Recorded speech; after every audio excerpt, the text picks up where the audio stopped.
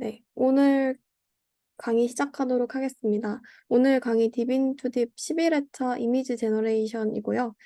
저는 오늘 강의를 맡게 된 김승현입니다.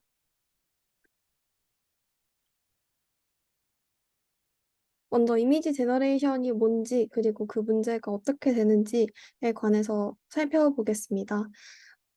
리처드 파인만이라는 유명한 20세기 물리학자는 이런 말을 했다고 해요. 어, 내가 만들 수 없는 것은 내가 이해하지 못한 것이다 라고 어떤 말을 남겼다고 합니다. 네, 이 말을 생성 모델에 빗대어서 생각을 해볼 수 있는데요. 이렇게 쓸 수 있습니다. 내가 이해를 했다면 내가 만들 수 있다 라는 것입니다. 생성 모델은 일반적으로 어, 개인적으로 저는 생성 모델을 저희가 어떤 데이터 구조를 이해한 모델이 새로운 데이터를 생성할 수 있다라는 방향을 지향한다고 생각을 합니다. 그래서 이러한 데이터들을 어떻게 이해하려고 하는 것인지 다들 유념하시면서 보시면 될 것 같습니다. 그래서 저희가 다룰 모델은 오늘 이미지 쪽을 생성하는 이미지 생성 모델이고요. 또 이미지 생성을 하는 모델 중에서도 딥러닝에 기반한 스태티스티컬 제너레이티브 모델입니다. 스태티스티컬 제너레이티브 모델, 그러니까 통계적 생성 모델은 데이터와 선수 지식을 바탕으로, 사전 지식을 바탕으로 데이터 분포를 학습하고 생성하는 모델입니다. 우선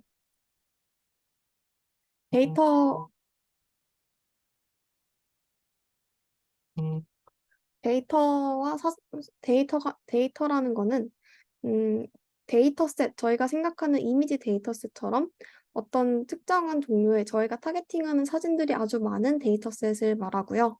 사전 지식이라고 하면은 해당 지식 데이터 분포를 학습하는 데 있어서 어떤 형태의 그런 분포의 형태라던가 아니면 어떤 식으로 그 데이터 분포를 학습할 것이라던가의 그런 사전에 개입하는 그런 지식을 말합니다.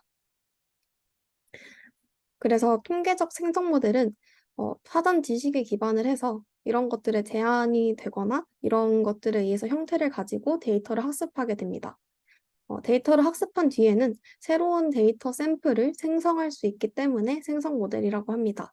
이때 생성된 데이터 샘플들이 원래의 데이터셋과 유사한 형태를 띄어야 좋은 생성 모델이겠죠.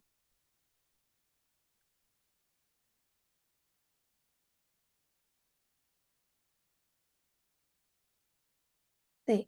그래서 이렇게 스태티스컬 그 통계적 생성 모델은 프라이어 나월리지를 안에 내포하고 데이터를 받아서 샘플을 나중에 생성할 수 있는 형태를 띠고 있습니다. 그 혹시 커서가 화면에 보일까요? 설명하는데 쓸 수 있을까 해서요. 아, 네, 감사합니다. 그러면 이제 생성 모델과 기존의 판별 모델이 어떻게 다른지를 확인을 해볼게요. 디스크리미네이티브 모델이라면 일반적으로 저희가 생각할 수 있는 그런 클래시파이어를 생각할 수 있는데요. 판별 모델이라고 하면은 어떤 특정한 서로 다른 클래스에 속한 데이터 샘플들을 구분할 수 있는 모델, 그런 걸 하기 위해서 만들어진 모델이라고 이해하시면 됩니다. 이런 식으로, 고양이가 있을 때, 고양이가 있고, 캣과 독이라는 레이블이 있을 때, 얘는 캣에 더 가깝네 라고 probability distribution을 내놓는 그런 모델이 될 수도 있고, 같은 모델이 이제 강아지 사진을 받게 되면 강아지 레이블에 더 높은 확률을 배정하게 되겠죠. 이런 식으로 판별 모델은 여기서는 이미지를 받아서 그런 데이터가 주어졌을 때 Y의 레이블의 디스트리뷰션을 내놓게 됩니다. 근데 여기에서의 한계점이 있는데요. 만약에 캣과 독만 전체 이제 클래스가 딱 두 개만 있고 캣과 독 클래스만 있다고 한다면 이때 토끼의 사진이 들어오면 어떻게 될까요? 모델은 고양이와 개를 구분하도록 학습됐기 때문에 토끼에 대해서는 정확한 레이블을 확률을 부여할 수 없을 것입니다. 그래서 아마도 뭔가 캣도 아니고 독도 아니고 애매한 그런 수치의 확률을 내놓게 될 겁니다. 더군다나 토끼라는 건 인식조차 할 수 없어서 이런 식으로 원래 주어지지 않았던 트레이닝 시에 주어지지 않았던 인풋이 주어졌거나 주어진 레이블 외의 인풋을 다룰 수 없다는 한계점이 있습니다. 이에 반면에 생성 모델은 새로운 데이터셋을 생성하는 모델입니다. 이런 식으로 아래의 사진들 4개가 주어졌을 때 해당 이미지가 얼마나 이제 분포에 부합하느냐 이런 것들을 학습한다고 볼 수 있는데요. 이렇게 만약에 레이블이 있다면 어떤 레이블, 고양이일 때 해당 이미지가 일 확률 그런 것들을 학습한다라고 볼 수 있습니다. 그래서 생성 모델에서는 이제 가능한 모든 이미지들이 확률적인 부분에서 질량을 차지하기 위해서 경쟁을 하게 되는데요. 이 말이 무슨 말이냐 하면 이런 식으로 4개의 이미지가 주어졌고 레이블이 캣이다라고 주어졌을 때 여기 첫 번째 행에 있는 것처럼 캣이라는 레이블이 주어졌을 때 이 이미지일 확률이 제일 높아 해서 해당 이미지의 확률이 제일 많이 가져갔고 나머지는 확률이 낮게 부여된 것을 확인할 수 있을 겁니다. 이런 식으로 서로 다른 이미지들이 어떤 레이블이나 그런 것 아니면 데이터인 것이 주어진 환경에서 더 그럴듯한 쪽으로 확률을 더 많이 가져간다라고 생각하시면 될 것 같아요. 만약에 그러니까 개라는 레이블이 주어진 환경에서는 개 사진에 해당하는 이미지 데이터에 조금 더 많은 확률이 가게 되겠죠.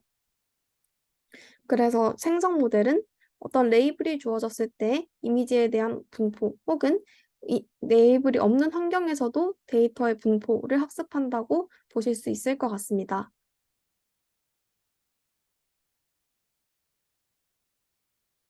생성 모델은 일반적으로 학습하기가 조금 더 까다롭다고들 많이 말합니다.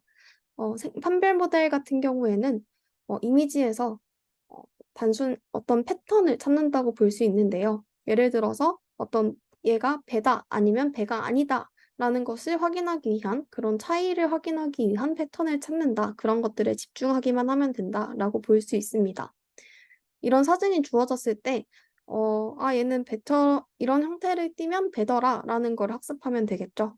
그래서 어떤 데이터들이 막 엄청 모여있는 그런 데이터 공간에서 개와 고양이를 가르는 그런 디시전 바운더리 라인을 찾는다. 그 정도의 작업만 하면 된다라고 볼 수 있는데요. 이에 반면에 생성 모델은 조금 더 어려운 어, 네, 어려운 태스크를 다룬다고 볼 수 있습니다. 판별 모델에 비해서요. 왜 그러하냐면 생성 모델은 이미지를 만들기 위해 조금 더 추상적이고 하이 레벨에 속하는 그런 관계성을 알아야 하기 때문입니다. 예를 들어서 배 사진을 만들어야 한다라고 한다면 뭔가 배같이 보이는 거 주변에는 아마도 물같이 보이는 게 있을 거야 라는 그런 추상적인 관념을 학습해야 합니다. 이런 사진을 만들 때조차도 저희는 단순히 찍으면 되는 일이겠지만 모델이 만들 때에는 뭔가 배랑 물이랑 같이 생성을 해야 그럴듯한 이미지로 보이겠죠. 그래서 이런 것처럼 생성 모델은 데이터 공간 전체에서 이제 데이터가 어느 위치에 어떻게 모여 있는지 이런 데이터 분포 자체를 학습을 해야 합니다. 조금 더 구체적으로 예시를 들자면 만약에 배 사진을 만들어라 라고 제시를 했는데 모델이 산 위에다 배 사진을 만들었다고 칩시다. 그러면 저희는 이거를 아무래도 막 그렇게 좋다고 보진 않겠죠. 물론 산 위에 있는 배를 그려라 라고 하면 잘한 거긴 한데 일반적으로 배를 그려라 하면 물 위에 바다 속에 있을 테니까 그래서 이런 관계성을 학습해야 한다는 점에서 생성 모델이 조금 더 어렵다고 볼 수 있습니다.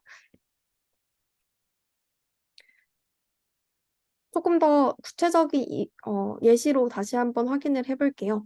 0과 1, 손글씨로 0과 1을 쓴 사진들을 구분하거나 생성하는 태스크가 있다고 해봅시다. 이런 식으로 왼쪽의 사진에서처럼 판별 모델은 여기에 이거는 이렇게 생긴 영 손글씨에 해당하는 데이터 샘플이고, 이 점은 이렇게 생긴, 0을 그린 샘플이 위치하더라. 그리고 여기는 이렇게 생긴 1, 여기는 이렇게 생긴 1이 분포하더라. 그리고 0과 0끼리, 1과 1끼리 조금 더 가까이 분포를 하더라. 라는 데이터 공간이 있다고 합시다. 그럼 판별 모델 같은 경우에는 0은 0끼리, 1은 1끼리 모여있기 때문에 얘네들을 구분하는 그런 어떤 적절한 라인만 찾으면 됩니다. 근데 이에 반해서 생성 모델은 이미지를 생성해야 되기 때문에 이러한 데이터 공간에서 어, 어느 위치에서 데이터 샘플을 해야 하는지 그런 분포적인 것들을 따져야 하는데요. 어, 여기서 예를 들어 이 영사진을 만든다고 하더라도 이 영사진이 데이터 분포 상에서 0과 유사하게 가까이, 다른 영들과 가까이 있어야 조금 더 실제적인 사진이 나오겠죠. 그런 것들의 데이터 분포 상에서의 그런 관계성을 학습을 해야 하게 됩니다.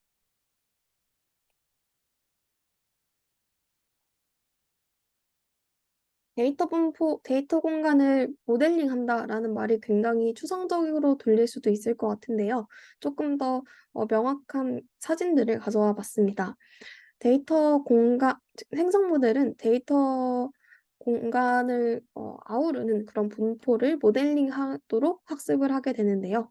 예를 들어서 이렇게 노란색으로 생성 모델이 있다고 할 때, 이 생성 모델이 제너레이션 하는 그 데이터 분포에 대해서 데이터 분포를 가늠한 분포가 있다고 해봅시다. 여기 파란색이 있는 게 실제 데이터 분포고 생성 모델은 이러한 분포, 원래 데이터가 이렇게 생겼을 것이다 라고 데이터 분포를 예측을 하게 됩니다. 원래 분포에 유사하도록 학습을 해서 실제 데이터 분포를 샘플링 할 수 있도록 만든다는 것입니다. 조금 더 3차원적으로 보게 되면 여기 빨간색 디스트리뷰션 같은 경우에는 어, 여러 가지 산들이 모여 있는 형태로 있는데요. 이 산 각각은 특정한 클래스 혹은 조금 유니크한 그런 데이터들의 집합을 나타냅니다. 예를 들면 맨 앞에 있는 산은 웰시코기 샘플들이 주로 있는 그런 모여 있는 데이터 분포고 그 다음에 여기는 뭐 시베리안 허스키가 모여 있는 데이터 분포고 그래서 이쪽에 가까워질수록 뭐 시베리안 허스킨 데이터 샘플이 많은 그런 그런 추상적인 데이터 공간이 있다면 생성 모델은 이러한 것들을 학습을 해야 하는 것이죠. 그럼 이제 생성 모델이 어디에 쓰이냐 하면 교황한테 이제 명품을 입히는 데 쓸 수 있습니다.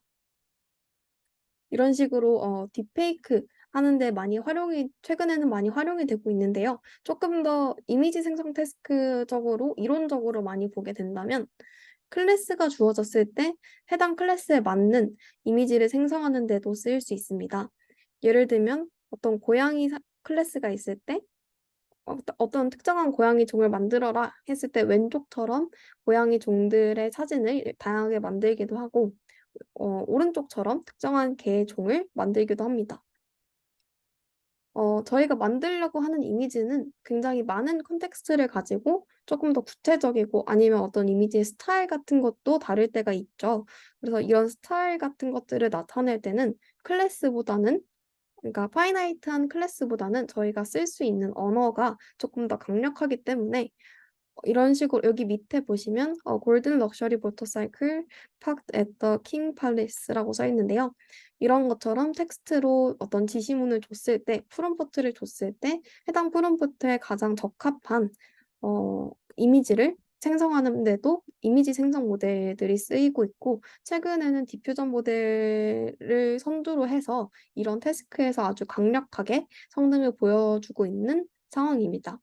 여기서도 보시면 굉장히 뭐 금색 모터사이클 이 데이터셋에는 사실 많이 없을 거잖아요. 그리고 이 모터사이클이 뭐 어, 왕궁 앞에 있다 이 정도 같은 거는 사실 실제 데이터셋에서 없을 수도 있는 그런 데이터인데도 불구하고 텍스트에 맞게 프롬프트에 맞게 이미지를 생성해낸 것을 볼 수 있습니다. 또 밑에도 사실 날개 달린 개는 없는데, 날개 달린 말티푸를 만들었다는 것을 확인할 수 있습니다. 조금 더 나아가서 텍스트 말고도, 클래스 말고도 이미지를 생성하는 데 조건으로 줄 수 있습니다.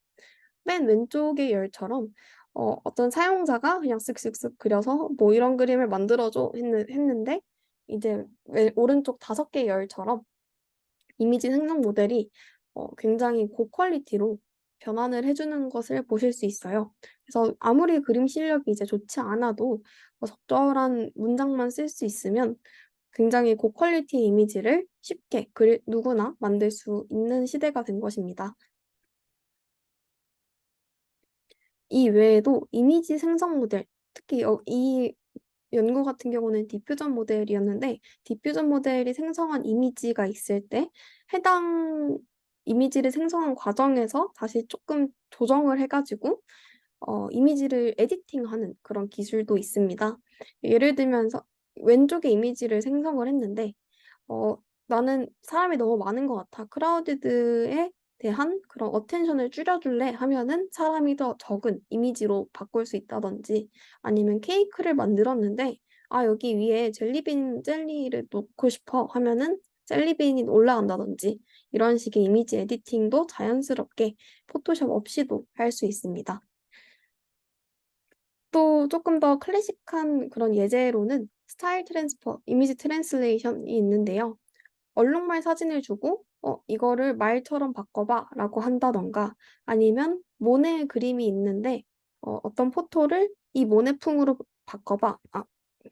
모네 그림 스타일을 학습한 모델이 이런 사진을 받고 음, 뭐 모네 그림으로 바꿔봐 아니면 모네 그림을 사진으로 바꿔봐 이런 식의 태스크도 됩니다. 이런 사진을 주어졌을 때 여러 유명 화가들의 화풍으로 바꾸는 그런 연구도 있었죠.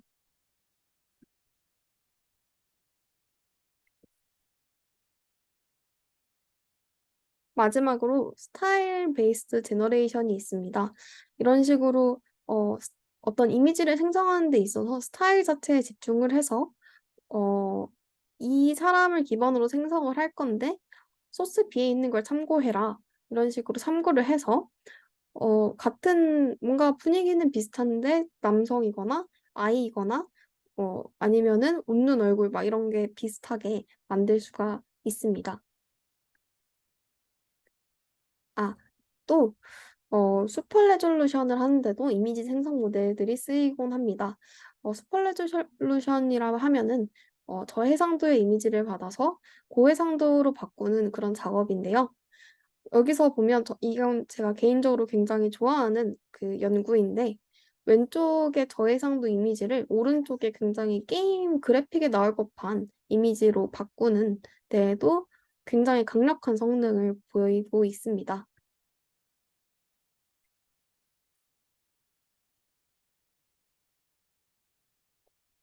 여기까지 이미지 생성에 관해서 간단한 소개를 해드렸고요. 그 다음으로 이미지 생성 모델을 어떻게 평가하는지부터 보고 가도록 하겠습니다. 이미지 생성 모델의 기초적이고 주요한 매트릭은 인셉션 스코어입니다. 인셉션 스코어는 생성된 아웃풋이 얼마나 현실적이냐를 따지는 그런 스코어인데요.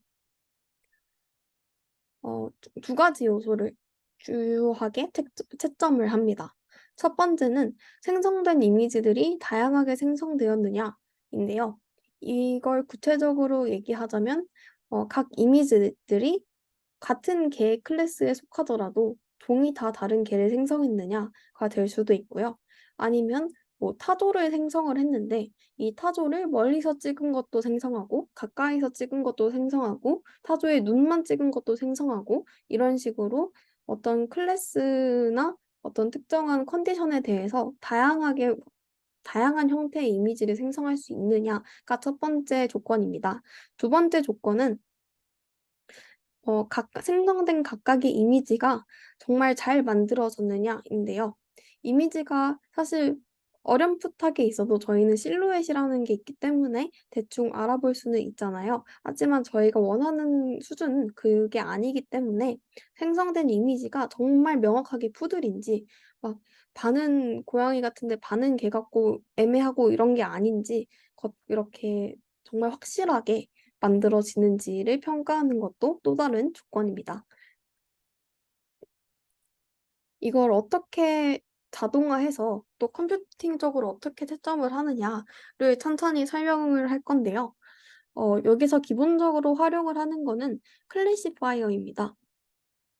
다시 한번 정리를 하자면 생성 모델이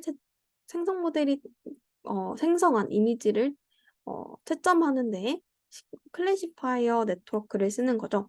그래서 여기서는 인셉션 클래시파이어를 썼었는데 인셉션 클래시파이어가 생성된 이미지를 받아서 이제 그 생성된 이미지가 어떤 클래스에 속하는지를 레이블 형태로 줄 겁니다. 뭐 이런 식으로 5개의 레이블이 있는 형태다 하면은 이거 개 사진이네 하고 개의 가장 높은 프로바빌리티를 주겠죠. 이런 식으로 주어진 이미지 혹은 생성된 이미지가 잘 만들어진 하나의 객체만을 갖고 있다면 이렇게 레이블 디스트리뷰션이 굉장히 내로우하게 특정 클래스만 높게 나올 것입니다. 만약에 좀 레이블에 속하지 않는 이미지거나 좀 노이즈가 많이 꼈거나 두루뭉술한 이미지가 주어지게 된다면 어느 레이블이 높은 형태라기보다는 다 고만고만한 유니폼 디스트리뷰션에 가까운 레이블 디스트리뷰션이 나오겠죠. 이제 생성 모델이 생성한 여러 장의 그 이미지들이 있을 때 이 이미지들을 클래시파이어에 통과시켜서 그런 프로바빌리티 디스트리뷰션을 얻습니다. 그다음에 이 디스트리뷰션을 합쳐서 그 생성 모델을 채점, 평가를 할 건데요. 이 분포를 합치는 데에는 2가지 방법이 있습니다. 첫 번째는 왼쪽처럼 같은 클래스에만 있는 거를 모으는 거예요. 개 사진만 이제 이렇게 모아가지고 probability distribution을 합치게 된다면 개에 해당하는 이 파란색 열만 높은 특정 부분만 높은 내로우한 디스트리뷰션이 또 생성이 될 것입니다. 이에 반해서 이제 클래스에 상관없이 다양한 이미지에 대한 probability distribution을 해서 합치게 된다면 유니폼한 형태의 probability distribution이 생기겠죠.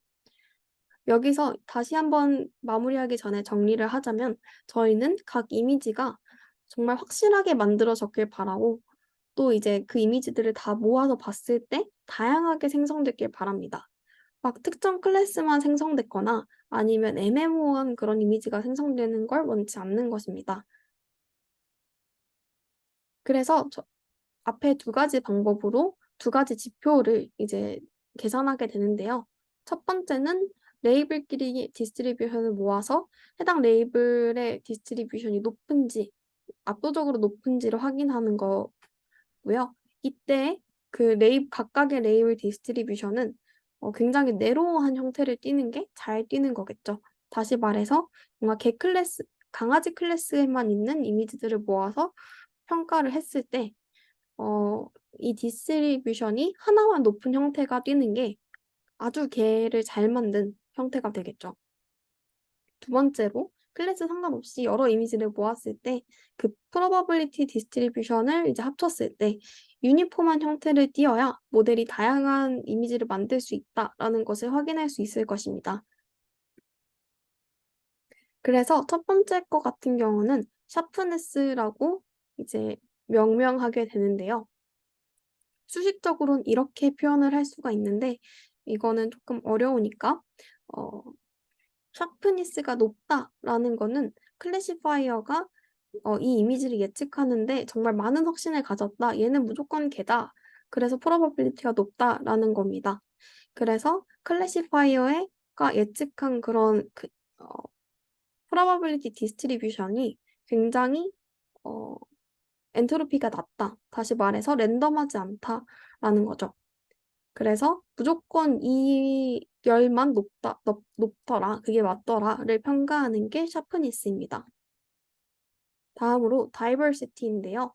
다이버시티는 그 말 그대로 다양한지를 평가하는 지표입니다. 앞서 얘기했던 두 가지 분포 중에서 오른쪽에 해당하는 건데요. 여러 이미지에 대해서 어, probability distribution이 다양해가지고 그래서 이것들을 합쳤을 때 유니폼에 가까운 디스트리뷰션이 나오는지 따라서 엔트로피가 높은지를 확인하는 게 다이버시티가 되겠습니다. 그래서 인셉션 스코어는 이러한 샤프니스와 다이버시티를 합쳐서 만든 어, 평가 기준입니다. 그래서 인셉션 스코어가 높다는 거는 다이버시티도 높고 샤프니스도 높기 때문에 즉 이미지가 확실하게 만들어졌고 다양하게 만들어졌다는 것이기 때문에 해당 생성 모델이 생성한 이미지의 퀄리티가 좋다라는 것을 말하게 됩니다. 만약에 이제 특정 생성 모델이 있고 그 생성 모델이 생성하는 클래스가 정해져 있을 때 이거에 대한 클래시파이어가 따로 트레이닝을 해야겠죠. 근데 이 클래시파이어가 어, 여의치 않는 경우에는 그냥 이미지넷에 학습된 인셉션 네트워크처럼 대규모 데이터셋에 학습된 클래시파이어를 쓸 수 있습니다. 그래서 주로 이렇기 때문에 인셉션 스코어라고 하고요. 조금 더 이미지 형태로 보여드리자면 위에 게 실제 사진이고 점점 이제 이미지에 노이즈를 끼운 거고요. 두 번째 행에 있는 게 생성된 사진이고 점점 좀 애매모호한 사진이 왼쪽으로 갈수록 되고 있습니다. 여기 밑에 그래프를 보시게 되면은 이미지 레졸루션이 낮아지면서 인셉션도 어, 낮아지고 있죠. 제가 거꾸로 말했는데 이미지 레졸루션이 16에서 256으로 여기서 왼쪽에서 오른쪽으로 커질수록 인셉션 어큐러시가 점점 올라가고 있는 것을 볼 수 있습니다. 그래서 이미지가 확실하게 만들어졌을수록 인셉션 어큐러시가 올라가는구나라는 것을 볼 수 있겠죠. 근데 이제 이러한 인셉션 스코어가 저희가 정말 평가하려고 하는 데이터 분포를 직접적으로 어, 보지 않는다라는 문제가 있습니다. 이게 무슨 말이냐 하면 저희는 실제 데이터에 가까운지를 인셉션 클래시파이어를 통해서 보는 거기 때문에 간접적으로 보고 있는 것입니다. 그래서 FID라는 평가 기준이 제한이 되었는데요. FID는 생성된 이미지와 그리고 실제 저희가 평가하려고 하는 테스트 데이터셋에 있는 이미지들이 있을 때 이 이미지들의 클래시파이어에서의 피처 값들이 비슷한지를 확인하게 됩니다. 그래서 클래시파이어를 통과시켰을 때 이 둘의 피처 레프레젠테이션이 비슷한지를 특정을 하게 됩니다.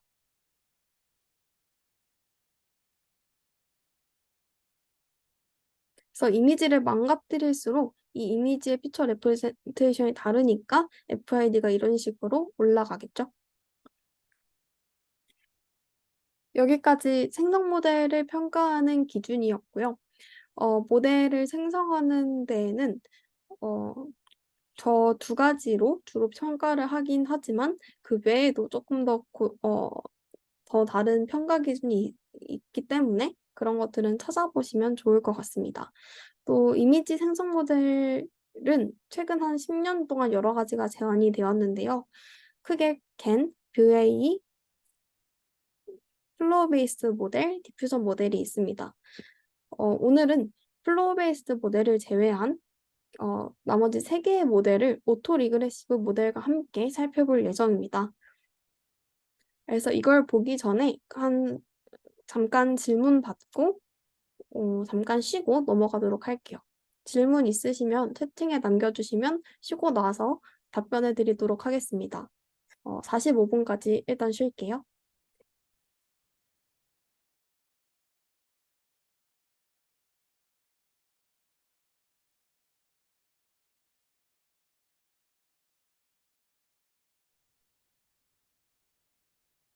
이어서 가도록 하겠습니다. 첫 번째로 살펴볼 모델은 오토 리그레시브 모델입니다.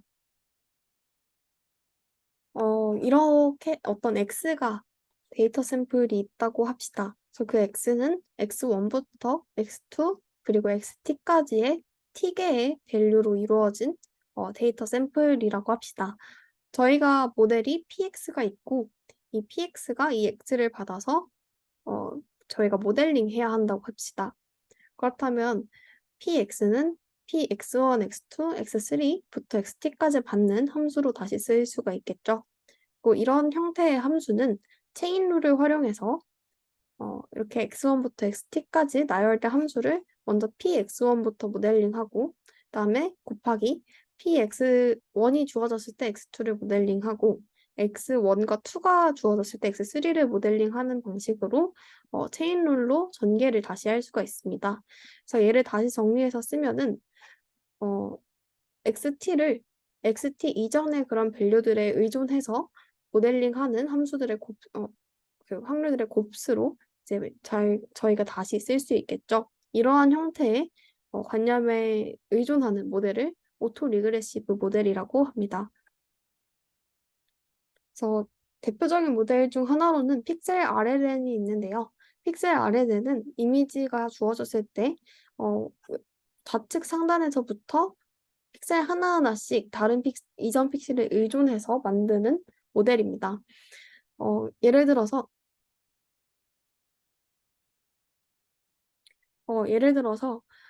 좌측 상단의 이미지를 이렇게 비어있는 이미지가 있는데 이 초록색처럼 만들었다고 합시다. 그러면은 이거를 처음에 RNN의 첫 번째 값으로 이제 초기화된 상태에서 만든 후에 이 픽셀의 아래에 있는 거를 좌측 상단, A라고 할까요? A의 픽셀 값과 히든 스테이트에 의존해서 이 밑에 픽셀을 만들게 됩니다. 또 오른쪽의 픽셀 또한 이 픽셀의 왼쪽에 있는 이 픽셀의 값과 히든 스테이트에 의존을 해서 만들게 됩니다. 다시 나아가서 이제 이 값은 얘보다 위쪽에 있는 픽셀에 의존해서 만들고 얘도 얘보다 위쪽에 있고 얘보다 왼쪽에 있는 픽셀들에 의존해서 만들게 됩니다. 더 나아가서 이 네 개의 픽셀 또한 각자보다 위에 있거나 왼쪽에 있는 픽셀들에 의존을 해서 만들게 되는 거죠. 그래서 이런 식으로 점점 채워갈 수 있습니다.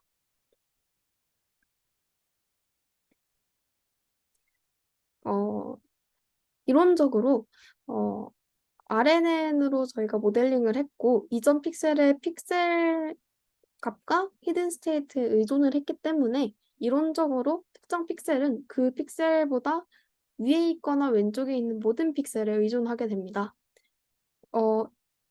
아이고.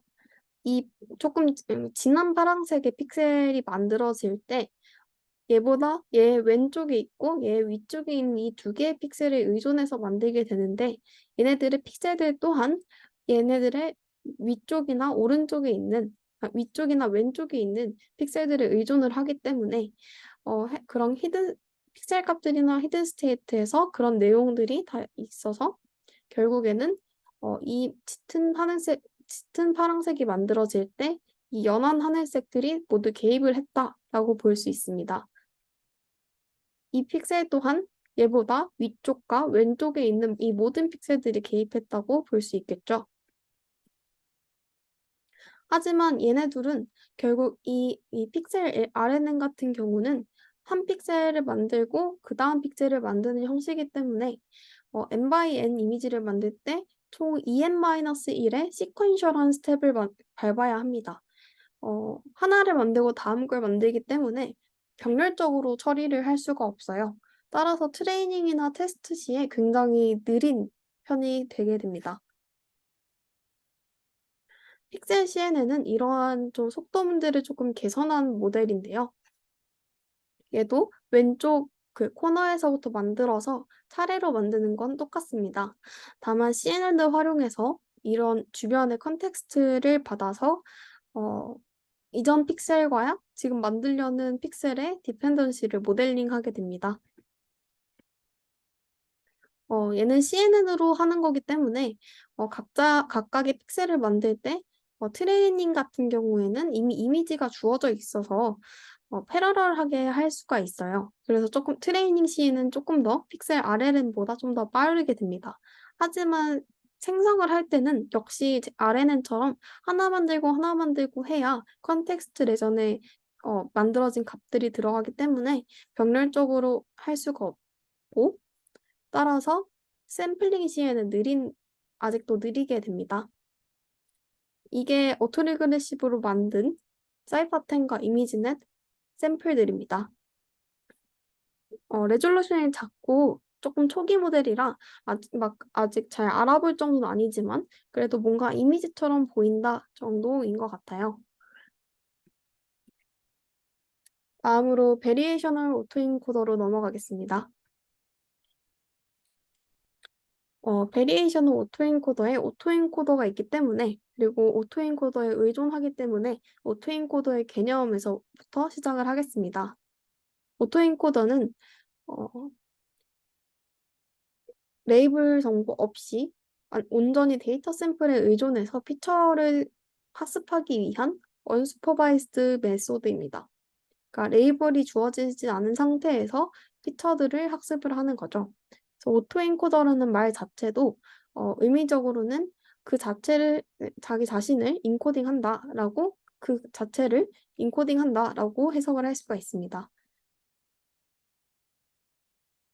그래서 왼쪽처럼 2가 써져 있는 실제 이미지를 받아서 인코더는 조금 더 작은 로우 디멘셔널한 피처 스페이스로 인코딩하게 됩니다.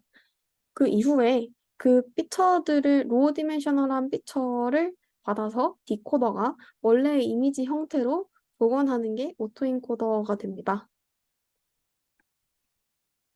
다시 말해서 리컨스트럭션 함으로써 피처를 배우는 형태인 거죠.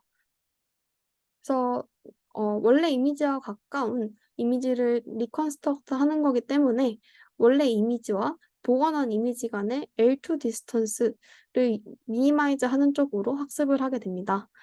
이 과정에서 별도의 클래스 정보와 같은 레이블은 필요가 없게 되겠죠. 하지만 단순히 받은 이미지를 크기를 디멘전을 줄였다 다시 늘리는 그런 리컨스트럭션이기 때문에 새로운 샘플을 생성할 수 있는 여지가 없습니다. 그래서 따라서 생성을 하기 위해서는 개선이 필요한데 그 다음으로 넘어가기 전에 오토엔코더로 이런 인풋 데이터를 넣으면 리컨스트럭트 했을 때 이런 식으로 나오게 된다라는 예시를 보고 가겠습니다. 조금 더 모호하긴 하지만 조금 더 실루엣적으로 나오긴 했지만 그래도 원래 이미지랑 좀 가까운 점을 확인하실 수 있을 거예요.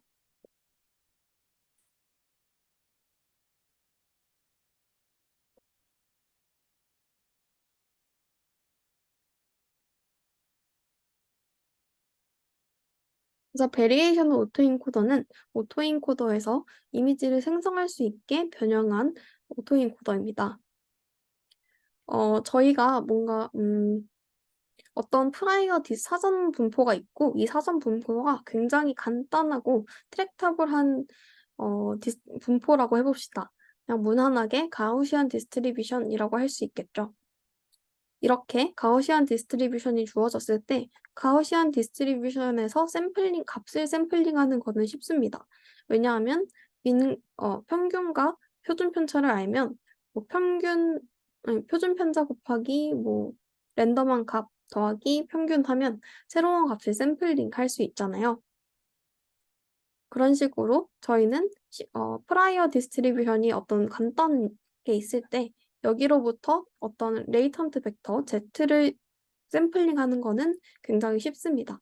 그래서 어떤 샘플링이라는 그런 것들은 이렇게 쉬운 분포로 한 뒤에 이 Z를 얻은 다음에 Z를 X로 그러니까 디코딩하는 그런 역할은 디코더 네트워크로 학습을 하는 겁니다. 그래서 여기 1번 프라이어 디스트리뷰션 PZ라는 프라이어 디스트리뷰션에서 Z를 샘플링한 뒤에 Z가 주었을 때의 X를 구하는 디코더 네트워크를 통해서 이미지 형태로 만들게 됩니다. Z가 주어졌을 때 X이기 때문에 컨디셔널한 분포겠죠. 트레이닝 시에는 먼저 어, 네, 인코더를 통해서 이런 이미지 X가 주어졌을 때 이 이미지의 레이턴트 분포를 알아냅니다. 그래서 맨 마지막에 인코더의 아웃풋으로 평균과 스탠다드 데비에이션을 뽑게 돼요. 그래서 이 평균과 스탠다드 데비에이션을 알게 되면 이 레이턴트 분포 상에서 Z를 또 샘플링 할 수 있겠죠. 이런 수식 형태로. 그러면 그렇게 얻은 레이턴트 벡터를 다시 디코더에 넣어서 디코더로 Z를 Z에서 리컨스트럭션으로 디코딩하게 됩니다.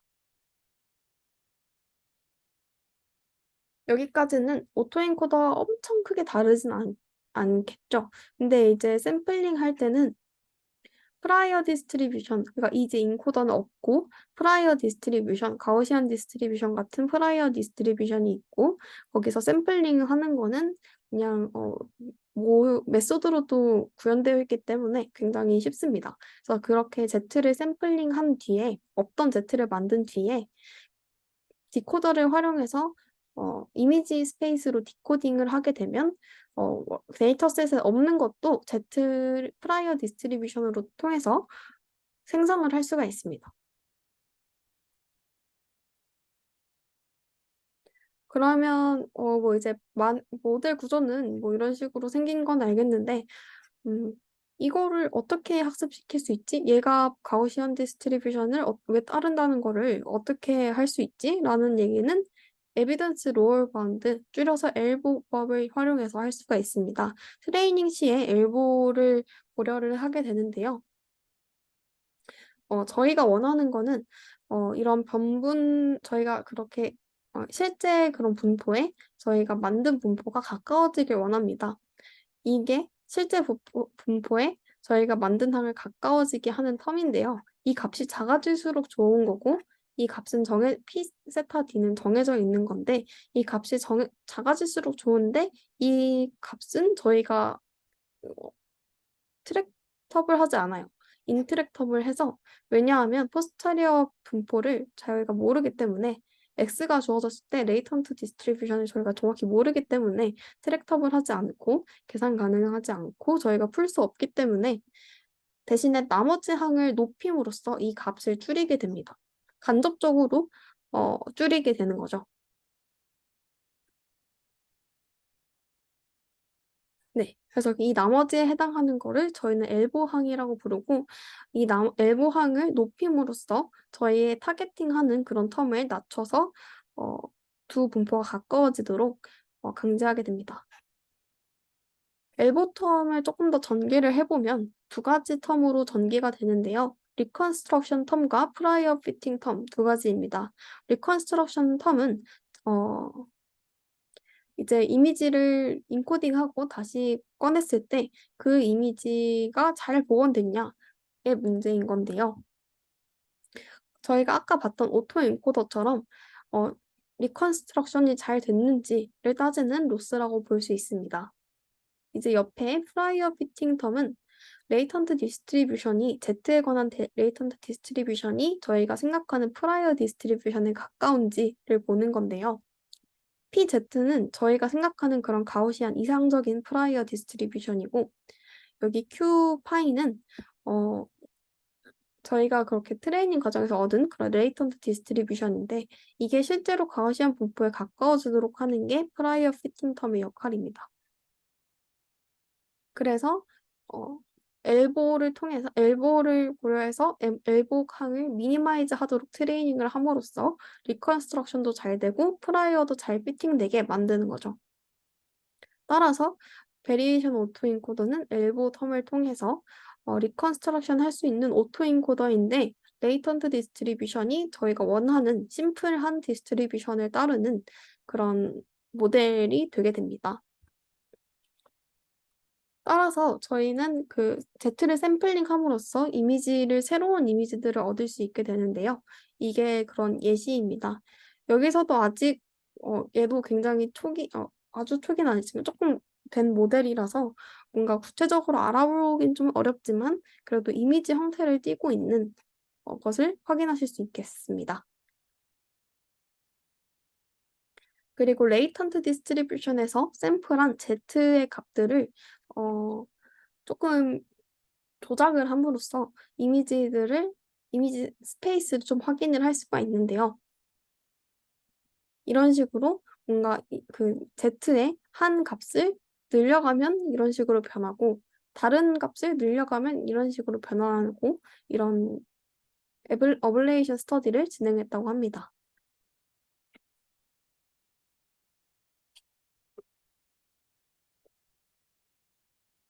그러니까 다른 모델을 접해본 겐이나 디퓨전 같은 모델을 접해본 분들은 VA는 그럼 끝났나? 라고 하실 수도 있을 것 같은데 얼마 전에 한 2, 3년 전에 NVA라는 하이라키컬한 VA가 나왔습니다. 음, 원래 VA는 제가 알기로 15년도 주변에 나왔었는데요.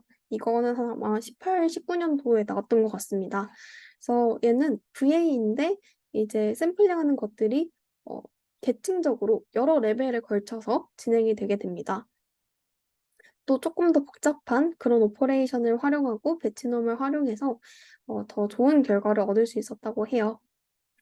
여기서 보면은 이런 식으로 샘플 같은 거를 몇 번에 걸쳐서 X를 만들어낸다라는 것을 간단하게 보실 수 있을 겁니다.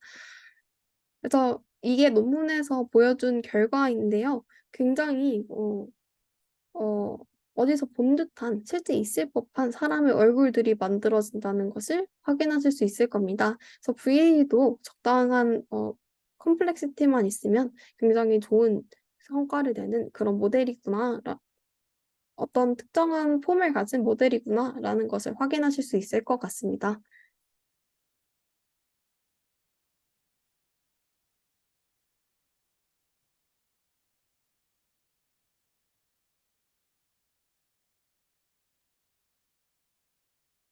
넘어가기 전에 어, 이제 겐을 볼 건데요. 겐을 보기 전에 질문이 있으신지 잠깐 몇 초만 확인하고 가겠습니다. 한 10초 정도만 기다려 볼게요.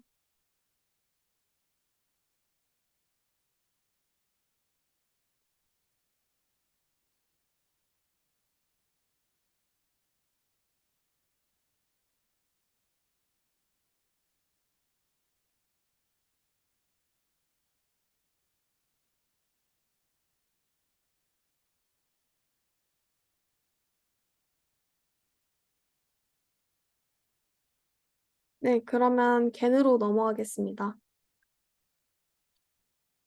Generative Adversarial Network는 어, 이제 실제 데이터 분포는 컴플렉스하고 복잡하고 고차원적이다. 256 by 256이다. 라는 그런 문제점에서 시작을 하게 되는데요. 실제 복잡하고 고차원의 데이터 디스트리뷰션을 어떻게 모델링 할 거냐? 라는 의문을 해결하게 됩니다. 이거를 아까 VA랑 또 비슷하다고 볼 수 있는데, 심플한 디스트리뷰션에서 샘플링 하는데, 복잡한 분포에서 샘플링 하는 거는 쉽지 않으니까 심플한 디스트리뷰션 샘플링하고 이거를 바꾸는 그 트랜스포메이션을 학습을 하면 되지 않을까? 그 학습을 하는 건 복잡한 거니까 이거 네트워크로 진행하면 되지 않을까?가 개인의 기본 틀이 되게 됩니다. 이런 식으로 가우시안 디스트리뷰션처럼 심플한 분포에서 Z를 샘플링한 뒤에 제너레이터를 통해서 Z를 이미지 형태로 트랜스포메이션 하는 걸 학습하게 됩니다. 그리고 디스크리미네이터 네트워크가 있는데요. 이거는 다음 설명에서 살펴보도록 하겠습니다. 디스크리미네이터는 실제 이미지와 가짜 이미지, 즉 생성된 이미지를 구분하도록 학습을 합니다.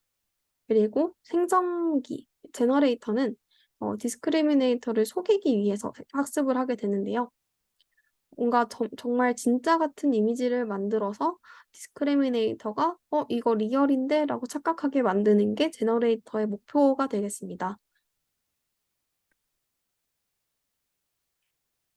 그래서 트레이닝 시에는 디스크리미네이터와 제너레이트를 미니맥스 게임 형태로 함께 훈련을 하게 되는데요. 로스텀은 다음과 같습니다. 조금 더 나눠서 보자면 어, 맥스에 관해서 그 세타 D에 대해서 맥시멈을 하는데요. 디스크리미네이터의 파라미터에 대해서는 이 항이 맥시마이즈 되는 게 좋다는 뜻입니다. 다시 말해서 디스크리미네이터는 이 항을 높이고 싶다는 말이에요. 그래서 이게 어떻게 됐냐면 여기 맨 처음에 왼쪽의 텀이 높아지려면 d 세타 dx의 값이 높아져야 합니다. 이 얘기는 즉슨 1에 가까워질수록 x의 값이 리얼인 건데요. x는 실제 데이터이기 때문에 판별자가 얘를 리얼이라고 할수록 좋은 거겠죠. 그리고 오른쪽 텀 같은 경우는 z를 샘플링해서 g를 거쳤기 때문에 GZ는 생성된 이미지입니다. 그러니까 판별기가 생성된 이미지를 받았을 때 얘를 가짜라고 내야 되고 따라서 0으로 나타나야 되고 0에 가까워질수록 이 텀이 커지기 때문에 전체 항이 커지게 됩니다. 따라서 판별기가 실제 이미지는 리얼이라고 할수록 가짜 이미지는 페이크라고 할수록 이 항은 커지고 판별기는 이 항이 커지도록 학습을 한다는 얘기입니다. 또 제너레이트 같은 경우에는 반대로 이 전체 텀이 낮아지길 원합니다. 제너레이터는 이 왼쪽의 텀에는 관여하지 않고 오른쪽의 텀에 관여를 하는데 Z를 샘플링해서 생성한 이미지가 이 항이 낮아지려면 판별기가 생성된 이미지에 대해서 1에 가깝도록 내야 합니다. 그러면 이 1-1이 돼서 0에 가까워져서 전체 텀이 작아지겠죠. 다시 말해서 생성기가 만든 이미지를 보고 판별기가 이건 가짜네라고 이건 진짜네라고 할수록 이 오브젝티브가 낮아지는 겁니다. 그래서 생성기가 그걸 원하는 겁니다. 그래서 그레디언트 디센트 파라미터 업데이트는 어떻게 하냐면요. 디스크리미네이터에서 항에선 아까 그 목적 함수를 맥시마이즈 해야 되기 때문에 그레디언트 어센트를 하게 됩니다. 제너레이터에 한해서는 같은 목적 함수를 미니마이즈 해야 되기 때문에 그레디언트 디센트를 하게 됩니다.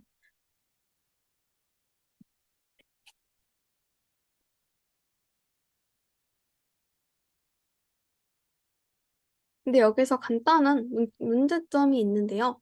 여기 앞에 보면 제너레이터에 해당하는 이 두 번째 텀이 이런 로그 1-DGZ로 되어 있습니다. 이 텀의 그래프를 트레이닝 과정에서 살짝 간단하게 그려보면 처음에는 0에 가까운 값이 나오게 됩니다. 왜 그러냐 하면 처음에는 생성기도 판별기도 굉장히 좋지 않은데 따라서 생성기가 생성한 이미지는 정말 원래 실제 데이터와 다른 이미지겠죠. 이미지라고 보기 힘든 이미지일 수도 있습니다. 따라서 판별기가 이런 것들을 보고 뭐가 진짜고 뭐가 가짜네를 배우는 게 조금 더 쉽게 됩니다. 그래서 생성된 이미지를 받았을 때 판별기가 낸 결과가 페이크다라고 하기 더 쉽기 때문에 처음에는 값이 0에 가깝게 되고 따라서 제너레이터로 가는 그레디언트가 굉장히 이 굴곡이 낮은 그레디언트가 작게 됩니다. 그래서 제너레이터가 학습하기가 조금 더 까다로운 거죠. 그래서 이 텀을 다시 한번 써주게 되는데요. 같은 의미이지만 다른 형태를 띠는 텀으로 바꿔주게 됩니다. 마이너스 로그 DGZ인데요. 이렇게 바꿔주게 되면 그 판별기는 아까 목적 함수를 맥시마이즈하고 생성기는 얘를 낮추는 거는 똑같이 유지가 되는데 그래프의 형태가 바뀌게 됩니다. 이런 식으로 처음에 높은 그레디언트 시그널을 제너레이터가 받을 수 있도록 만들어줘서 제너레이터가 학습하는 데에 방해가 되지 않도록 변형을 해주게 됩니다. 따라서 첫 번째 보면서 이렇게 바뀌게 되고 아마 여기도 이 윗부분도 바뀔 텐데 제너레이터를 할 때 디센트, 이거 디센트예요. 그레디언트 디센트를 할 때 다른 오브젝티브로 한다. 이 텀을 맥시마이즈 한다. 여기서 마이너스가 빠졌거든요. 그래서 마이너스 빼고 미니마이저 한 대신에 맥시마이즈 한다. 라고 할 수 있습니다. 어센트가 맞네요.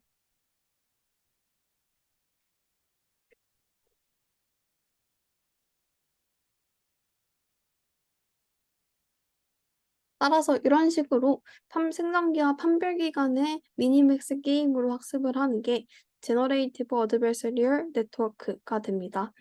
어, 관련 논문에서 나온 이미지로는 이런 이미지들이 있는데요. 방의 인테리어를 찍은 이미지들의 데이터셋을 학습한 모델이 생성한 이미지인데, 굉장히, 지금도 굉장히 많이 인식할 수 있을 만한 그런 이미지들이 만들어진 것을 확인할 수 있습니다. 이거는 생성된 이미지들로 인터폴레이션을 한 예제인데요. 인터폴레이션이라 하면 저희가 제너레이터에서 생성하기 전에 Z를 넣게 되는데 이 Z를 맨 왼쪽에 있는 게 Z1으로 만든 거고 맨 오른쪽에 있는 게 Z2로 만든 겁니다. 근데 이 Z1과 Z2를 웨이티드 에버리지를 내서 점점 Z1에서 Z2로 가깝게 값을 변형을 했다고 합시다. 그 변형된 값으로 생성기를 통해서 이미지 형태로 만들게 되면 뭔가 스타일이 조금 더 혼합돼서 점점 Z2로 만들어진 이미지에 가까워지게 됩니다.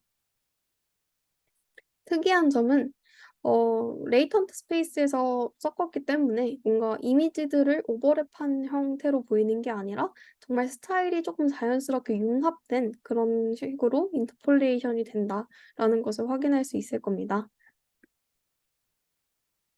이거는 그런 레이턴트 벡터들로 벡터 매스를 한 결과인데요.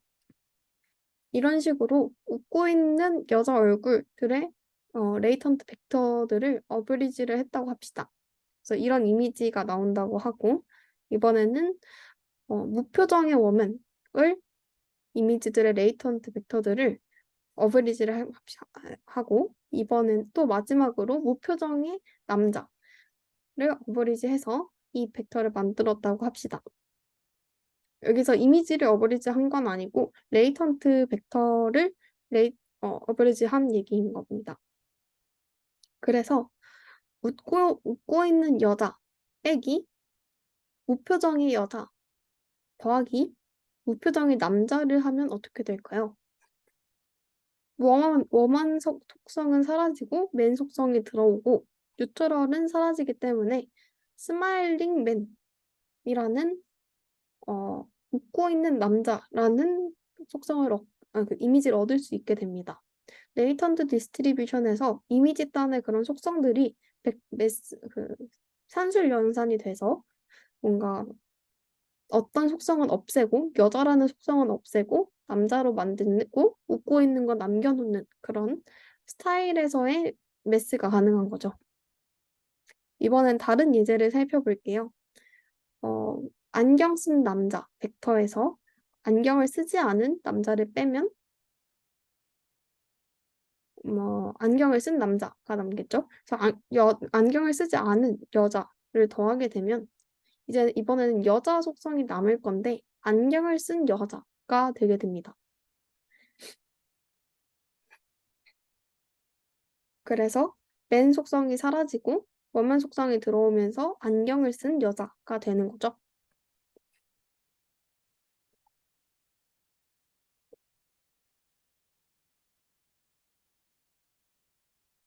그래서 안경을 쓰고 안 쓰고 웃고 있고 안 있고를처럼 레이턴트 벡터를 통해서 벡터 매스를 수행할 수 있습니다.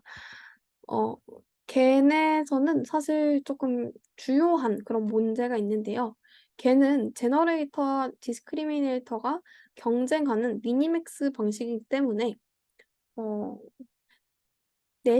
내시편형이라고 하는 현상이 발생을 할 수가 있습니다. 이 현상 같은 경우는 어, 뭔가 조금 쉽게 말해서 생성기가 점점 잘 생성을 하는데 판별기가 그러면 판별이 좀 어렵겠죠. 그럼 판별기가 또 학습이 돼서 생성기보다 또 잘하고 막 이런 식으로 서로 왔다 갔다 해서 좀 더 뭔가 수렴이 잘 되지 않는 그런 현상이 내시 평형인데요.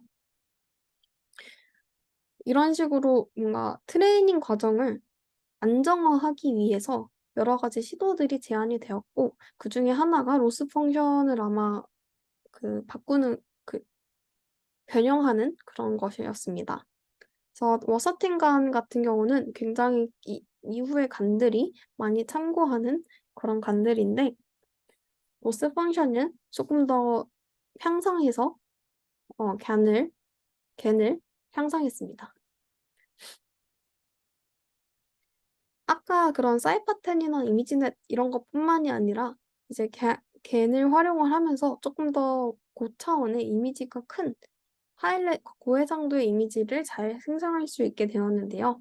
이런 이미지들이 이제 하이 레졸루션으로 생성된 그런 겐으로 생성된 이미지들입니다. 또 이거 19년도에는 굉장히 이 빛간이라는 모델이 나와서 생성 모델 강의 자료에 굉장히 많이 언급이 되는 모델인데요. 보시면 걔 털 하나하나도 잘 보이고 뭔가 이미지 간의 일관성, 그 이미지 내에서의 컨시스턴시도 있고 어, 세세한 것들이 잘 표현이 되도록 이미지 생성 모델이 진화를 했구나라는 걸 확인할 수 있습니다.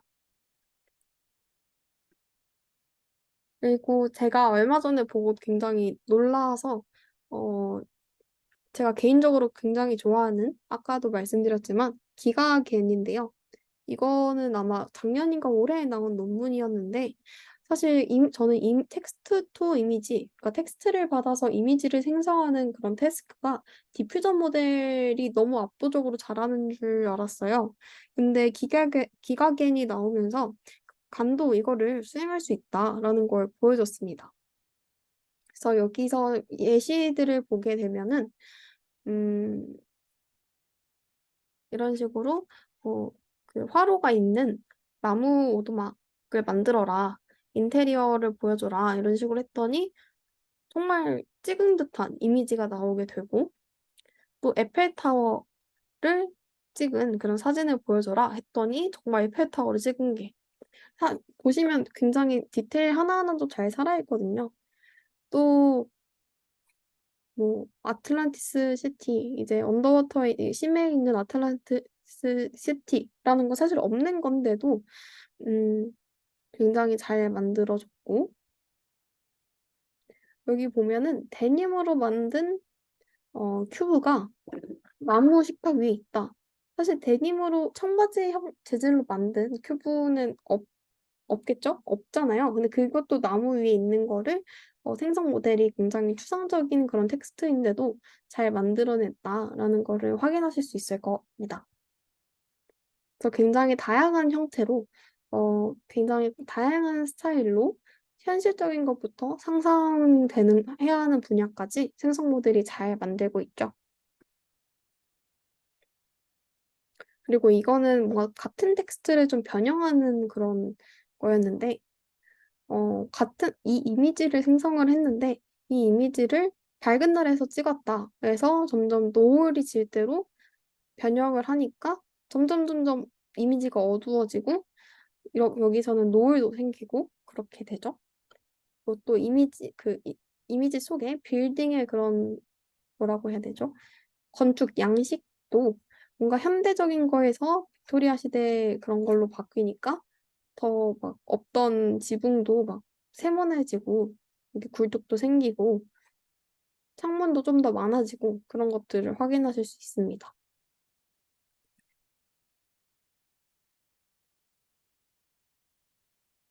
그래서 여기까지 오토리그레시브 모델 VA 그리고 겐까지 살펴봤는데요. VA가 처음 나오고 나서 그다음에 겐이 나오고 나서 겐이 한동안 엄청 지배적이었고 어, 이미지를 생성하는 데 있어서 겐이 굉장히 많이 강력하게 쓰였었는데 어, 수렴이 잘 되지 않는 문제가 항상 존재를 했었어요.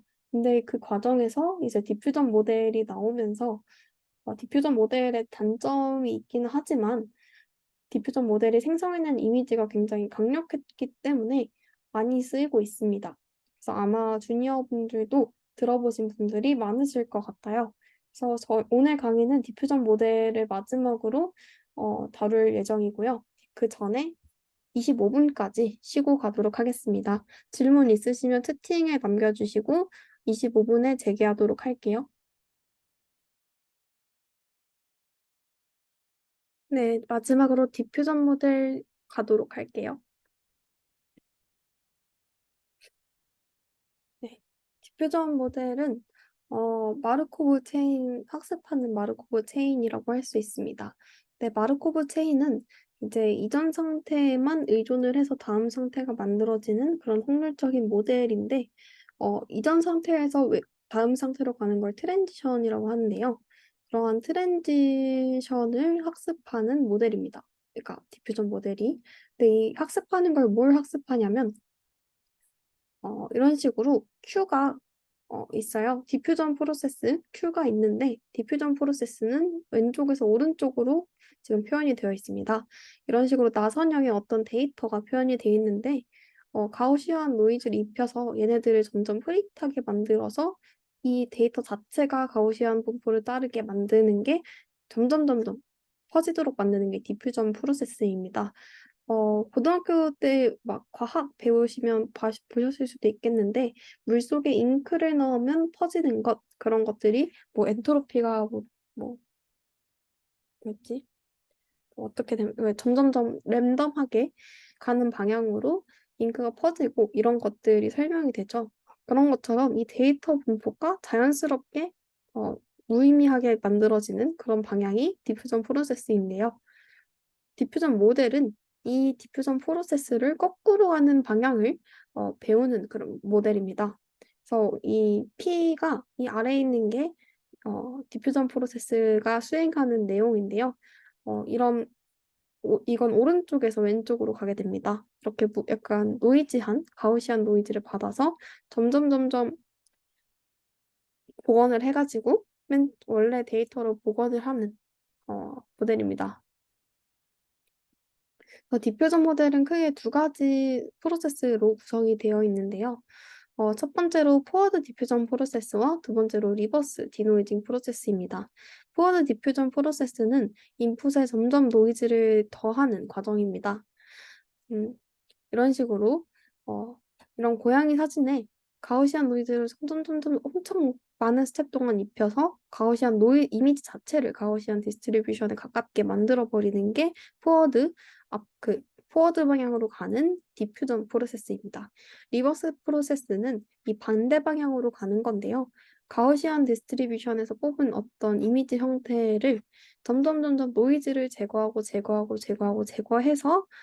데이터로 만드는 게 리버스 방향, 역방향으로 가는 디노이징, 노이즈를 없애는 프로세스입니다. 그래서 굉장히 많은 포워드 디퓨전 프로세스가 굉장히 많이 이루어지면은 리버스 디퓨전 프로세스 또한 같은 포워드 프로세스와 같은 펑셔널 폼을 갖는데요. 다시 말해서 저희가 일반적으로 포워드에서 노이즈를 입힐 때 가우시안 노이즈를 활용을 하는데요. 가우시안 디스트리뷰션에서 뽑은 그런 랜덤한 걸 이미지에 입혀서 이미지를 망가뜨리게 되는데 이 가우시안 노이즈를 입히는 과정이 굉장히 많으면 리버스로 가는 과정도 가우시안 디스트리뷰션 형태로 나타낼 수가 있다 이런 얘기입니다. 그래서 일반적으로 많다의 기준이 일반적으로는 1000스텝 정도에 걸쳐서 노이즈를 입히고 노이즈를 없애고 하게 됩니다.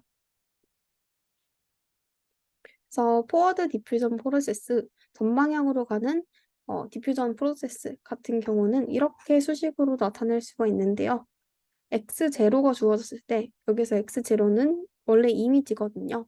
이 이미지는 저희가 데이터셋에서 뽑는 거기 때문에 저희가 만들진 않고 주어지게 됩니다. 이 x0가 주어졌을 때 x1에서 t까지의 트레젝터리는 각각 이 여기서 여기로 넘어가고 여기서 여기로 넘어가는 트랜지션으로 나타낼 수가 있는데요. x0가 주어졌을 때 x1으로 가고 x1이 주어졌을 때 x2로 가고 이렇게 가는 거를 얘네들을 다 곱수로 나타낼 수 있습니다. 이때 디퓨전 모델은 마르코브 체인을 가정하기 때문에 x2를 이제 모델링 하는 데 있어서 x0는 활용하지 않고 오직 이전 상태만 활용을 한다는 게 수식에도 나타나 있죠. 그래서 이전 상태를 활용해서 다음 상태로 가는 것은 가우시안 디스트리뷰션으로 나타내지게 됩니다. 그래서 여기서 여기로 갈 때 가우시안 형태로 정해지게 되고 여기서 여기로 갈 때도 가우시안 형태로 정해지게 되는 거죠. 반대로 역방향으로 가는 디노이징 프로세스, 리버스 디노이징 프로세스는 이런 식으로 전개가 되는데요. x 라지 t에서 x0로 가는 방향입니다. 그래서 x 라지 t는 저희가 그냥 샘플링을 하게 돼요. gen이나 VAS처럼요. 그래서 여기서는 0과 0 평균이 0이고 표준 편차가 1인 다이아고널 가우시안 디스트리뷰션에서 x 라지 t를 샘플링을 한 뒤에 x 라지 t에서 하나씩 가가지고 x0까지 가게 됩니다. 그래서 x 라지 t는 저희가 샘플링을 한 거고 x 라지 t가 주어졌을 때 x 라지 t-1을 만들고 x 라지 t-1이 주어졌을 때 x 라지 t-2를 만들고 이걸 반복을 해서 x0까지 가게 됩니다. 이때 라지 t가 주어졌을 때 x 라지 t-1으로 가는 이 세 번째 수식 같은 경우에는요. 굉장히 많은 스텝으로 포워드가 전개되었기 때문에 포워드와 동일한 가우시안 폼을 갖게 됩니다. 그래서 이때 여기서 여기로 넘어가는 그런 가우시안의 평균과 분산을 저희가 학습해야 하게 되는 겁니다. 그래서 각 스텝에서 0부터 라스틱까지, 1부터 라스틱까지 각 스텝에서 어느 정도의 분산을 넣을 것이냐라는 게 있는데요. 이런 것들은 보통 두 가지 방법이 있는데 이렇게 리니어나 코사인 스케줄처럼 점점 0에서 뭐 라스티로 갈수록 어떻게 주겠다. 라스티에서 0으로 갈수록 점점 이런 식으로 주겠다라고 프리디파인 하는 경우도 있고 아니면 런어블하게 만드는 경우도 있습니다.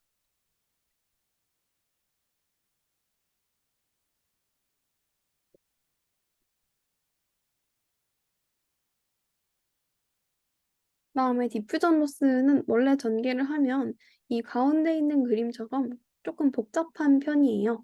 근데 DDPM이라는 논문에서 제안을 한 거는 조금 여기 이 부분이 좀 잘렸는데 DDPM이라는 곳에서 제안을 한 거는 어떤 몇몇 텀은 이제 어떤 조건 때문에 무시할 수 있고 이 가운데 텀을 이런 식으로 바꾸자라고 한 게 DDPM에서 제안을 했습니다. 이 식의 의미가 뭐가 되냐면 어떤 이미지를 어떤 노이즈를 입힌 다음에 이 노이즈가 뭐였는지 예측을 하자. 데이터를 노이즈를 통해서 망가뜨린 다음에 그 망가뜨린 노이즈가 뭐였는지 예측하는 방식으로 학습시키자라는 게 DDPM에서 제안을 했고 이게 조금 더 잘 된다. 이걸 포함해서 다른 기법들이 적용이 돼서 좀 더 학습이 잘 되더라라는 게 보여져서 이런 식으로 학습을 하게 됩니다. 그래서 샘플링 같은 경우는 어떻게 진행이 되냐면 처음에 가우시안 디스트리뷰션에서 이미지를 만든 다음에 이 이미지에서 어떤 노이즈가 쓰여졌는지 예측을 해서 이 노이즈를 빼고 그 다음에 이 이미지에서 또 어떤 노이즈가 쓰였는지 예측해서 이 노이즈를 빼고 디노이징하고 이런 식으로 쓰여있는 노이즈를 예측해서 그 노이즈를 제거하는 방향으로 점점 데이터를 만들게 됩니다. 그래서 이게 알고리즘인데요. 트레이닝 시에는 이 QX0에서 X0를 뽑게 되는데 이거는 데이터셋에서 데이터 샘플 하나를 뽑는 것과 동일합니다. 그 다음에 1부터 라지 t까지 총 1000개의 스텝이거든요. 그래서 라지티가 1000개인데 1부터 1000까지 중에 이제 타임 스텝을 몇으로 할 건지 이 중에서 몇 번째 타임 스텝을 트레이닝 시킬 건지 또 유니폼하게 뽑습니다. 그 다음에 이제 노이즈도 뽑고요. 그래서 그 해당하는 타임 스텝의 분산으로 해당 데이터 샘플을 망가뜨린 다음에 그 망가뜨린 노이즈가 뭐였는지 예측함으로써 경사관법을 진행을 하게 됩니다. 다시 말해서 데이터 샘플을 망가뜨린 노이즈가 뭐였는지 예측을 하는 겁니다. 그래서 샘플링 시에는 가우시안 디스트리뷰션에서 가우시안 분포를 따르는 이미지 X 라지 T를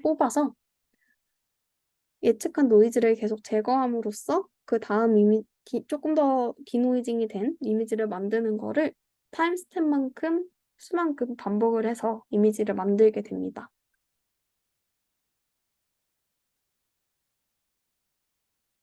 근데 여기서처럼 디퓨전 모델에서는 이 이미지를 한 스텝 한 스텝 밟아서 실제 같은 경우에는 1000스텝을 밟아야 좋은 품질이 나오기 때문에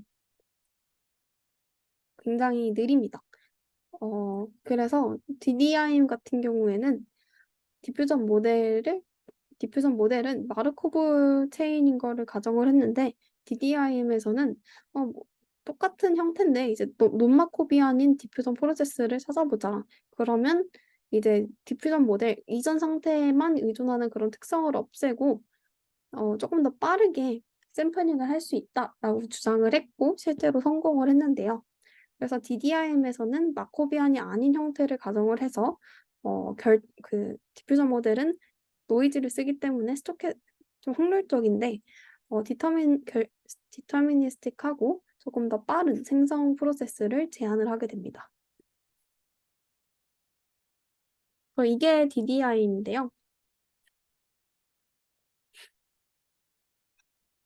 그래서 보시면 원래 1000스텝으로 생성된 이미지가 이 정도인데 DDIM으로 했더니 10스텝, 20스텝만으로도 꽤 괜찮은 이미지를 얻을 수 있더라. 조금 디테일적인 건 좀 부족할 수는 있어도 1000스텝이 아니라 100스텝, 10스텝만 밟아도 꽤 괜찮은 이미지를 얻을 수 있다라고 제안을 했습니다. 그래서 샘플링 시에는 DDIM을 활용하던 게 한동안 트렌드였는데 요즘에는 조금 더 좋은 그런 기법들이 나왔다고 해요.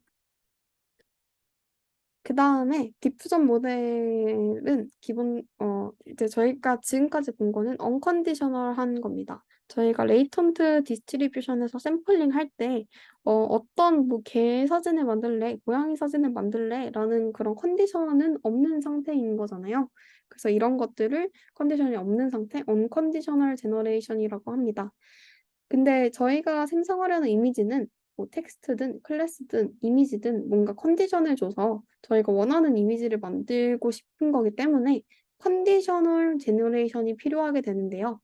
이 컨디셔널 제너레이션을 위해서 크게 두 가지 기법이 있습니다. 첫 번째가 클래시파이어 가이던스입니다. 클래시파이어 가이던스는 클래시파이어를 활용해서 디퓨전 모델을 가이드하는 건데요. 먼저 그 디퓨전 모델 과정에서 나타나는 노이지한 이미지들, 여러 단계로 노이즈한 이미지들을 클래시파이 할 수 있는, 분류할 수 있는 클래시파이어 네트워크를 학습을 시킵니다. 그 다음에 디퓨전 프로세스에서 샘플링을 할 때 이 클래시파이어의 그레디언트로서 가이드를 하게 되는데요. 이게 무슨 말이냐 하면 수학적으로 기반하고 있는 내용인데 뮤와 시그마를 샘플한 뒤에 이 시그마를 그레디언트 이게 xt가 주어졌을 때 y니까 이 f 파이는 클래시파이어거든요. 이 클래시파이어의 그레디언트를 같이 써가지고 디퓨전 프로세스를 조금 변형을 하자. 그러면 컨디셔널한 제너레이션이 되더라입니다. 그래서 이게 실제 예시인데 왼쪽 같은 경우는 이제 클래시파이어 가이던스를 거의 쓰지 않았을 때 이제 저희가 원하는 뭐 펜브로크 웰시코기라는 사진이 안 나와요. 근데 이제 오른쪽처럼 클래시파이어 가이던스를 이제 유의미하게 줬을 때는 조금 애매하긴 하지만 그래도 동일한 거의 비슷한 종들의 그런 강아지들로 만들어지게 저희가 가이드 할 수 있습니다. 그다음에 다른 아까 그 디퓨전 프로세스를 컨디셔널 제너레이션에 활용하는 데에는 크게 두 가지 방법이 있다고 말씀드렸고 그중에 하나가 클래시파이어 가이던스였는데요. 클래시파이어 가이던스는 클래시파이어를 따로 트레이닝하는 게 필요하기 때문에 이제 그거를 반박하고 나선 저자가 클래시파이어 프리 가이던스를 만들게 되었습니다. 클래시파이어 프리 가이던스는 이름에 나타나 있듯이 클래시파이어를 쓰지 않는 가이던스예요. 그래서 트레이닝 시에 언컨디셔널한 모델과 컨디셔널한 모델을 활용을 해서 컨디셔널한 제너레이션을 할 수 있다라는 얘기입니다. 이거는 어디서 확인할 수 있냐면 일단 트레이닝 시에는요. 이 C가 컨디션에 해당합니다. 여기서는 뭐 레이블을 클래스가 뭐냐에 해당하는 레이블 정보인데 이거를 약간 드롭아웃처럼 어느 정도의 확률로 널 값으로 만들어 버립니다. 그래서 언컨디셔널하게 만드는 거죠. 그래서 모델을 컨디셔널하게도 언컨디셔널하게도 학습을 시키게 됩니다. 그 뒤에 샘플링 과정에서 여기 3번 라인을 보시면 엡실론 ZC 같은 경우는 C가 주어져 있기 때문에 컨디셔널한 모델입니다. 엡실론 Z 같은 경우는 C가 주어져 있지 않기 때문에 언컨디셔널한 모델인데요. 컨디셔널 모델에서 언컨디셔널 모델을 빼서 점점점 더 W가 클수록 컨디셔널한 모델이 가까워지겠죠. 아니면 그걸 더 넘어서 가나요? 그래서 언컨디셔널한 모델에서 컨디셔널 모델 방향으로 가는 쪽으로 가이드를 함으로써 컨디션을 따르게 만드는 게 클래시파이어 프리 가이던스입니다. 그래서 이게 해당하는 걸로 만든 건데 이 왼쪽에 있는 게 가이던스가 약하거나 가이던스가 없는 거예요.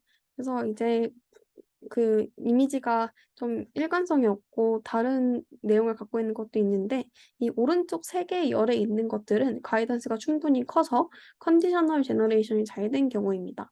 그래서 이제 웰시콕이라든지 이 고양이 사진들이 저희가 준 대로 나오는 것을 확인하실 수 있을 겁니다. 그래서 여기까지 이미지 제너레이션 모델 세 가지 VA, 겐, 디퓨전 모델을 살펴보았고 추가로 오토 리그레시브 모델을 살펴보았습니다. 정리를 다시 한번 하자면 걔는 어드베서리얼 트레이닝을 하는 모델입니다.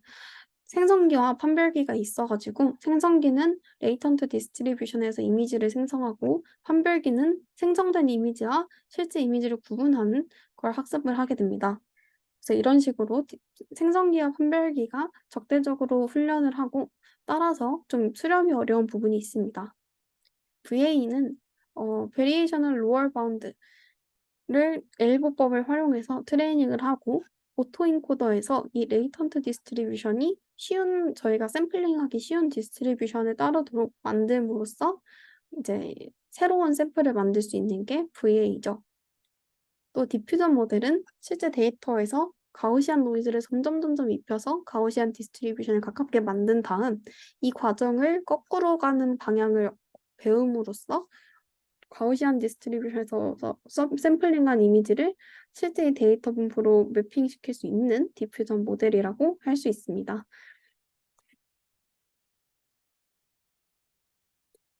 그래서 디스커션 어사인먼트고요. 첫 번째는 이 그림을 보고 그리고 강의 자료를 참고해서 VA, 겐, 디퓨전 모델을 각 한 문장으로 요약해서 설명하시면 됩니다. 한 문장이 엄청 길고 그럴 필요는 없고 그냥 각자 이해하신 바를 디스커션 조 내에서 얘기를 하셔도 되고 각자 이해하신 바를 한 문장씩 간단하게 정리를 확인차 하시면 됩니다. 그리고 두 번째는 저번 이미지 세그멘테이션에 이어서 실제 데모 활용하는 디스커션 어사이먼트인데요. 이미지 생성 모델 데모 사이트가 크게 두세 가지 그 이상 정도가 있는데요. 일단 여기서는 제가 찾은 거는 스테이블 디퓨전 온라인이랑 달리2입니다. 이 링크 들어가셔서 데모 사이트 하는 걸 찾으셔가지고 텍스트 프롬프트를 입력해서 이미지를 생성해 보시기 바랍니다. 그래서 이미지 생성도 뭐 좀 안 될 수도 있어요. 스테이블 디퓨전보다 달리가 조금 더 잘 됐던 것 같은데, 그래서 이미지 생성을 해서 뭐 제일 뭐 자기가 마음에 드는 이미지를 디스커션조에서 공유를 하고 뭐 자유롭게 토론한 내용을 간단하게 정리해 주시면 되겠습니다. 이미지도 가능하다면 같이 첨부해 주시면 좋을 것 같아요. 그래서 여기까지 이미지 제너레이션 강의였고요. 저는 발표를 맡았던 김승현이었습니다. 오늘 강의는 여기까지 하겠습니다. 감사합니다.